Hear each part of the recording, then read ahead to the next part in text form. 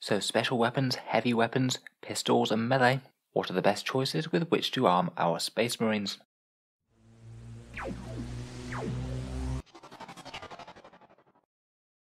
Hello and welcome back to Auspex Tactics, the strategy focused 40k channel, where we're all about getting the most out of our miniatures on the tabletop. I've recently been asked a few questions as to my favourite heavy and special weapons for Codex Space Marines, so today I thought we'd take a bit of a general overview of a few of the common choices that crop up over multiple different units. In this video in particular, we're going to be talking about some of the choices that appear on the heavy and special weapons options lists, then talk about pistols and combi weapons, the various Space Marine melee weapons, and a little bit about storm shields as well. I'm not going to go too in depth with numbers this time, and just focus on what I think are the general best uses, but just give a general overview, how good I think they are, and some of their best uses. Let's kick off with a special weapons list. So firstly, for Codex Space Marines, I do feel that you get a little bit less bang for your buck out of the special weapons as opposed to the heavy weapons. Besides niche roles in the Space Marine armoury, I don't think that we'll see all that many competitive lists taking loads of plasma guns, melter guns or flamers, I'm afraid, at least when we're considering on basic Space Marine infantry. I will say that they're a little bit more tempting in salamanders though, who particularly enjoy their flamers and melters. My favourite two on the Space Marine special weapons list are the melter guns and plasma guns. Both have their positives. The melter gun is stronger against hard targets, particularly within 6-inch range, and as an assault weapon can sometimes be handy if you are thinking about advancing. Plasma guns I think are a bit more flexible, they're still decent against hard targets, and will also do you far better than melter guns against heavy and light infantry. Having the extra range of 24 inches as well is a really nice option, and it does make them a bit more flexible than the melter gun once your squad is already committed. Of course, as is always with plasma, there is the chance of overcharge related death, and this is perhaps even more relevant than before, seeing as Space Marines now have 2 wounds, so you're paying for a lot more points of Space Marine, and it's more to lose. I think that plasma weapons certainly go up in value. If you happen to know that you're going to be by a captain anyway, it makes them far more of a viable choice. I do prefer both of them to the grav gun. That 9-inch rapid fire means that you can't get it in rapid fire out of deep strike, which is a bit unhelpful. It won't try and kill you like the plasma gun, but it won't do anywhere near as much damage with a strength of 5, and only getting a flat 2 damage if your opponent's got a 3+ save. I'd not currently take a grav gun over the other options. Finally, we have the flamer, which is just 5 points now, and upgraded to 12-inch range. Honestly, flamers have never been better, but I still don't see them being absolutely spammed throughout a Space Marine army. With all the million flavours of bolt weapons, Space Marines just really don't tend to struggle for strength 4 hits, so typically if you're upgrading a squad, I think it makes more sense to add something like a plasma or melter gun, and that will make them a bit more generalist. They'll still do plenty of damage to light infantry, but will be able to engage heavies and elite infantry too. Interestingly, I think that deep striking assault centurions with something like Raven Guard could be a really quite good way of delivering melter guns and flamers when you're attaching them to a bunch of hurricane bolters and some massive close combat threat too.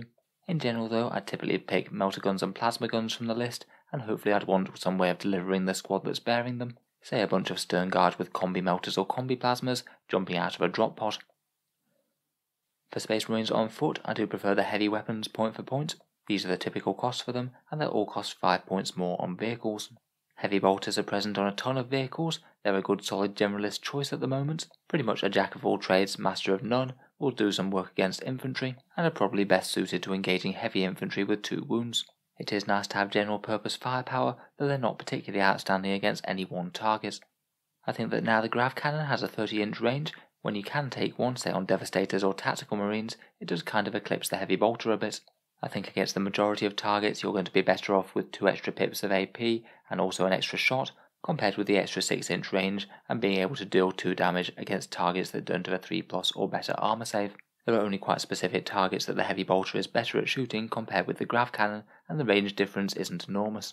I say heavy bolters are kind of fine, and maybe even preferable in Imperial or Crimson Fists, but for foot slogging troops, grav cannons tend to be better on the whole. Next, for an additional 15 points, we have the missile launchers and las cannons. These are very much 2 sides of the same coin, and they'll be directly competing against each other. They cost the same, so either you get the extra pip of strength and AP that the las cannon provides, or you have the option to fire on frag mode, which in some matchups against hordes could be very useful when you get the automatic 6 shots. Honestly, I could go either way on this. I guess it depends whether you really need the extra anti-infantry, or you can just focus on the unit being an anti-tank unit. For me, I'm more of a fan of the las cannon at the moment, though I don't think that there's all that much between them, seeing as frag missiles can be quite useful now they have the blast keyword. For the same cost, we also have the plasma cannon. It's a bit shorter range than the other two, but on overcharge mode it does do very similar damage to the missile launcher and las cannon when you're pointing it in the direction of a heavy. It's particularly potent against elite infantry with more than 5 models in the unit, where plasma cannons will go through them very quickly indeed. But again, with the plasma gun, you do have the chance for very easy overheats. Each time you overcharge without a captain nearby, you've got around about a 30% chance of blowing yourself up. I'd argue plasma cannons might be the superior choice if again you know that there's going to be a captain nearby, and they're perhaps a bit more palatable on vehicles as well, as instead of actually killing the whole model, you just lose a wound. Finally, for 20 points on infantry, we have the fearsome multi-melter, which is now point for point by far the best anti-tank option, particularly if you can get within 12-inch range, where you get that very scary melter rule on the go. Even if you're not within 12 inches, it's essentially even better than 2 las cannons if you're firing at a standard toughness 7 vehicle with a 3+ armor save if you're comparing to a las cannon. Generally in 9th edition, if you are looking for anti-tank, particularly on vehicles, I think that the multi-melter is pretty much the way to go.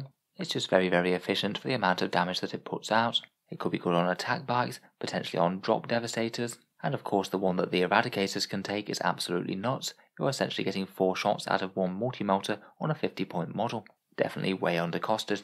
Its only real weakness is its short range, but even that's not exactly too terrible at 24 inches.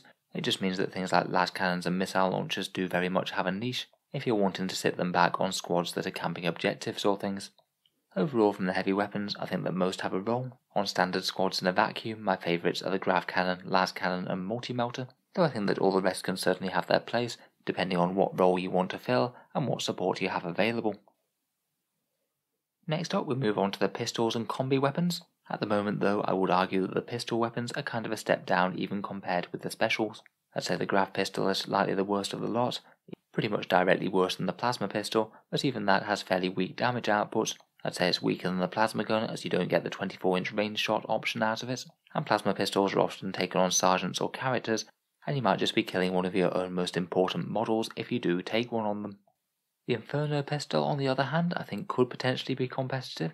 The only issue is that it's only got 6-inch range, so you need a way of taking it on a squad that are likely going to be getting into that range. It's not really any good on deep strikers or people coming out of reserve, but could maybe be an interesting option on some Space Marines piling out of a Rhino or something. 5 points for an extra shot of melter, it really isn't too bad a deal, provided you can find a way to deliver it. Finally, point for point, the hand flamer is pretty much directly sub-par to the flamer. It's only strength 3 versus strength 4, so it's not really going to do much against anything but light infantry. I do know that you can fire all of these pistols in combat, but I would honestly treat that as more of a nice to have rather than your main game plan. After all, your opponent can usually just fall back straight out of combat if they don't want to be shot by your pistols. Generally, if I was wanting to upgrade the firepower of a sergeant, I'd be looking at the combi weapons instead. All the combi weapons are 10 points, and it's kind of interesting that the combi melter, plasma and grav are all just direct upgrades compared with the standard melter gun, plasma gun and grav gun. They get the exact same profile, with a bolter that you can choose to fire at the same time for loss of accuracy, if it makes sense to, say if you're fighting a horde. The combi flamer does cost 5 points more compared with the standard flamer, but I still have time for it to be honest. If you really do want your squad to be a strength 4 shooting squad, then firing both weapons at the same time is pretty good, particularly as the flamer auto hits, so you won't be losing any accuracy on that bit of it at least. I think the combi weapons could still potentially be quite interesting, say on Deathwatch veteran squads, or maybe on a whole bunch of Salamander Stern Guard piling out of a drop pod. Finally, as an option on most Space Marine sergeants, we have the Storm Bolter for 5 points more than basic. It used to be an absolute auto-include when it was just a few points, but now it's 5. I think it's a bit more take or leave. In general, it might be better just to go for a combi weapon if you're thinking of a Storm Bolter on the sergeant, but it remains a great choice on many other things throughout the Space Marine army. It's good for Terminators as they can bolter discipline at 24 inches. You can often trade it out for Fragstorm grenade launchers on many Primaris vehicles, and honestly I think I slightly prefer it to the Fragstorm. And when it's 5 points as a pintle mounted option on vehicles, I think it's a much better pickup, mainly because you're still paying 5 points for it, but if you're not taking it on an infantry squad, you're not giving up a standard free bolter for the privilege of taking a Storm Bolter. It's just more efficient for the amount of points spent for the number of shots gained. Next up we have the various melee weapons available to the Astartes, and starting off with the Astartes Chainsword, which is very nice at AP-1 and also has the advantage of being free. An extra attack means it's significantly better against light infantry compared with just having something like a bolt gun or a bolt pistol, and in particular I would basically try and swap out your bolt pistol for an Astartes chainsword if you ever get the option to. AP-1 on your melee attacks is going to be far more worth it than one extra shot at range, and that becomes even more the case if your model's already got another ranged weapon, so you're not going to be firing that bolt pistol at range anyway. Some models can take 2 Astartes chainswords, such as Vanguard veterans. You can potentially have some very choppy Space Marines on the go. With Shock Assault, Vanguard veterans with jump packs for 21 points will be cutting through the enemy ranks with 5 attacks on the charge. Not too bad. On the next level up, typically for 5 points over the chainsword, we have Lightning Claws, Power Swords, Power Axes and Power Maws, and unfortunately these aren't really all that well balanced. Taking a single Lightning Claw will give you better damage output than any of the other options against virtually anything in the game. Getting an extra attack as well as reroll wounds is really powerful, and combined with AP-2 it just sends your Space Marines to the next level whether you're cutting through a Horde or a Toughness 7 or 8 vehicle. If Lightning Claws aren't an option, I would say that the Power Sword is probably the next best bet. Strength 5 is a very nice strength to be at, it has decent AP, and Power Axes only outcompete them against a few niche targets, such as Toughness 6 and Toughness 3 infantry with bad saves. If you're wanting your Space Marines to properly be able to handle armour in combat though, then we have the options of the Power Fist, Chain Fist and Thunderhammer. Typically Power Fists will be 10 points and Thunderhammers 15, though on certain high attack units the Thunderhammers go up to 20 points.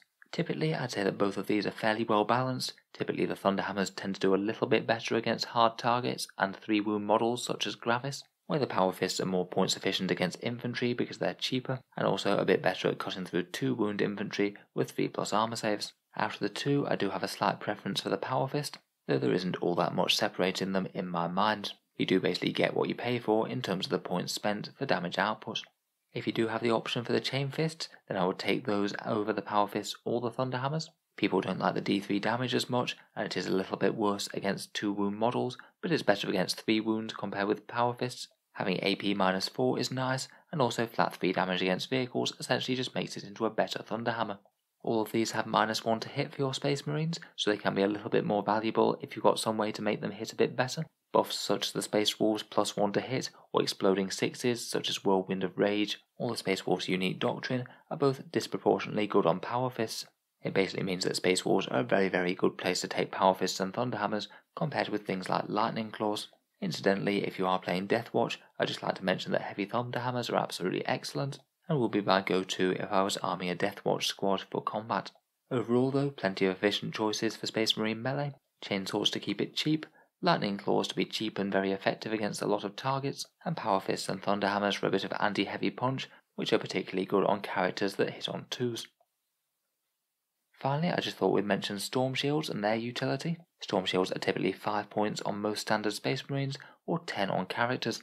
They give you a 4+ invul and also +1 to your saving throws, and it basically means that they'll make you tougher against near enough anything aside from mortal wounds. I would generally say that they're worth the investment. In particular, a lot of people seem to be running Vanguard veteran squads with them, and if you do ever have the option to mix them into a mixed squad, then they can be quite a good way to tank some wounds. Having a 2+ save base makes them even more resilient if they can ever get light cover. Say if you did have a Storm Shield in light cover, you could still be saving on a 3+ save even if you get hit by AP-2 weapons. On characters, if you can ever take them on a character that has no invul save whatsoever, then they're pretty much an auto-include. Space Wolf Battle Leaders are a good example of that, and it's one of the reasons that people seem to like running the Indomitus Lieutenant, as he's got a Storm Shield, and standard Lieutenants don't tend to have an invul save. I would say they're a bit more take or leave on a Captain though, who's already got an Iron Halo, so the only thing that you are gaining is a 3+ save going to a 2+. Still could be worth it though if you do think that they're going to be hitting the front line and taking a lot of enemy fire. So I hope you've enjoyed a quick wander through the Space Marine Armoury. I know we haven't talked through every single choice available to every unit, honestly we will be here all day. In this video I just wanted to cover some of the things that were common trends. I'd be interested to hear your opinions on some of your favourite upgrades and Wargear choices for Codex Space Marines. If there's any particularly interesting points or combos raised, I might have to think about doing a few more videos like this. If you've enjoyed the video, then feel free to subscribe to Auspex Tactics, where we'll have similar 40k content coming out pretty much every day. And if you have been enjoying a lot of my videos recently, I would just like to mention that the channel has a Patreon page, which you can find down in the video description. All of this content does take a fair amount of time to make, and if you are enjoying regularly, any support is massively appreciated. Channel patrons do get a fair few advantages, such as seeing some new videos early, regular votes to see what sort of things come next on the channel, and also automatic entry to the Auspex Tactics prize giveaway with a chance to win some big model kits. If any of that sounds good to you, or you'd just like to help support the channel, then the link is down in the video description. In any case, a massive thank you for listening, and I'll hope to see you guys next time.